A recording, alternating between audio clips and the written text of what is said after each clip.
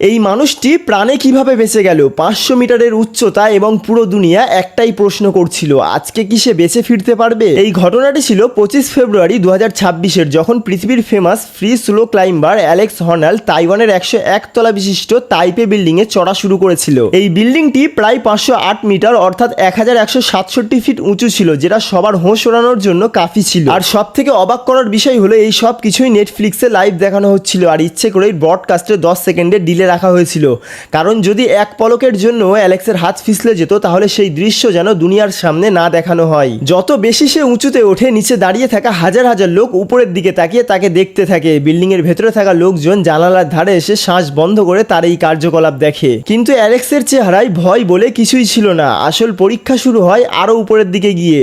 Building এর কিছু কিছু অংশে 1-2 ইঞ্চি বাড়তি মেটালের কিনারা ছিল, যেখানে অ্যালেক্স তার আঙুল এবং পায়ের সাহায্যে গ্রিপ বানিয়ে উপরের দিকে উঠছিল।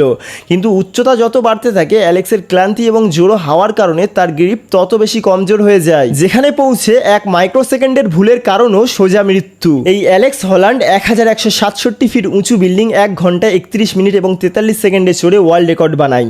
যখনই সে বিল্ডিংয়ের শেষ চটিতে পৌঁছায়, নিচে দাঁড়িয়ে থাকা হাজার হাজার মানুষ হাততালি বাজাতে থাকে।